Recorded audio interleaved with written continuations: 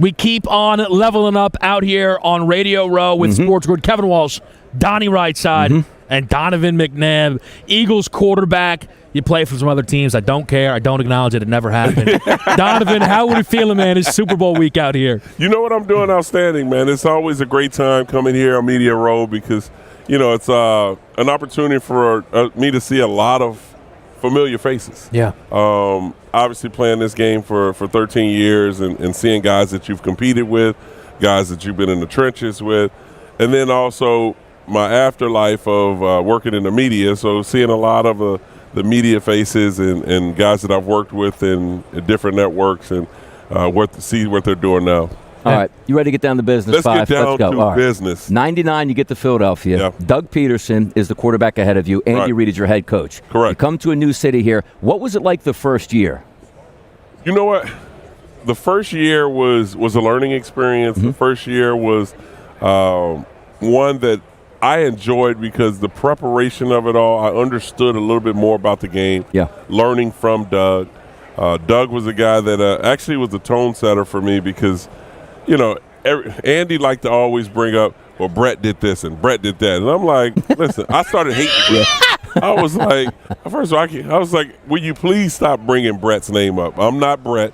And he's like, hey, I'm just trying to get you going. I was like, you got me going. I'm good. And so, but I always had the guy that I can lean on, and that was Doug. And I'm so happy that he moved into the coaching realm and was able to win a Super Bowl as a coach instead of as a player. Gotcha. Now, also, if we take it to 2000, everybody remembers the pickle juice game 1 against the Dallas Cowboys. I felt like that was when the Philadelphia Eagles asserted themselves. We're back, and we're here to stay. Tell me about that pickle juice game and how you destroyed the Cowboys, but you announced, I'm here, the Eagles are here, let's get busy. Well, anytime it comes with beating the Cowboys, come on, it's got to be exciting, I look at it, I don't know when the turning point was it in Dallas in that particular game? Because that was the first game of the year. First game of the year, hot. It was smoking.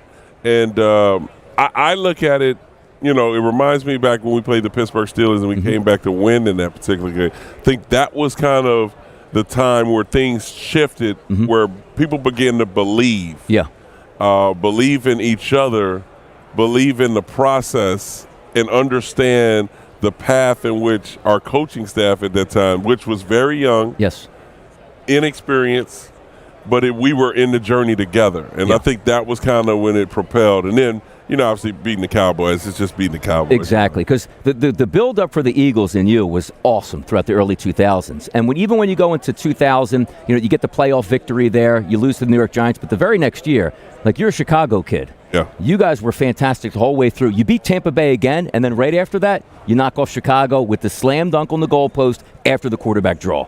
I did get up on that. You did get up. I got up. Right up there.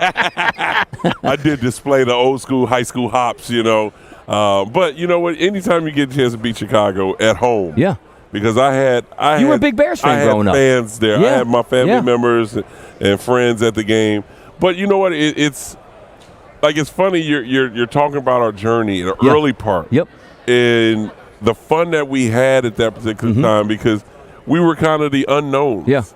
And to go into Chicago, because I think they go 13-3 or something, coming off the bye. They were living a life. I think they remade the Super Bowl Shuffle. Oh, come on now. Which that pissed us off. And then so we went in there and to dominate in Soldier Field, which that's where I played my last high school game. In the city championship at Soldier Field. And to go in there to dominate the Bears was one that I was waiting for the offseason so I can come back home with my chest out. So you kind of bulletin board material. That's a real thing that people really kind of ramp up and everything. Because I don't know, A.J. Brown might be a genius. I'm still trying to figure it out. Where he was the one who was like, our passing game might be terrible, and then the Eagles had the huge game against Pittsburgh, and they were like, see, we told you we were awesome. It's like, did you guys just create bulletin board material for yourselves? But they did seem to rally around it. Well, I think what happened after his comments. And I do Philly radio every Monday after the game. And so what I said was, all you have to do is just go down the locker room, go talk to the quarterback. Then you two both go upstairs to go talk to Kellen Moore, the offensive coordinator. that's not something that you mention in the media because it's going to be blown up. No matter if you meant it one way or you meant it another way, they're going to take it, however, and it's going to become a whole story that's going to kind of creep into the locker room, and it's going to become toxic. Yeah. And so, and he's kind of always like firing back at times when former players say something. But what it did was now it put Kellen Moore on notice to be able to call plays that his quarterback is comfortable with. Like, a lot of what they're running is Kellen Moore just dialing up plays that he feels at that particular time is the right play or whatever. But you still got to build that relationship with your quarterback. And so, and you got to think about Jalen has been in 4 different offenses in 7 years. Yeah, it's been a lot of moving around. Like, and after this game, he'll probably have to be in another particular offense because Kellen Moore's going to get the Saints job. Yeah. So it's a lot of moving around. One more, Donnie, before we got to wrap up. I want to get one more from you. 03, obviously 02 was really tough. Yeah. You came back from the broken leg against Atlanta. You guys struggled a little bit against the Bucks. Then in 03 again. 04 was a magical year. You play in Philadelphia. Sometimes it's really hard with the media and fans there. What was it like just getting over the hump? Because in 04, it felt like a celebration, and you were fantastic in that playoff run. What did it feel like? It did feel like the weight was off your shoulders a little bit. Because we feel it. I mean, we feel it's not so much what the fans are saying and the rumblings.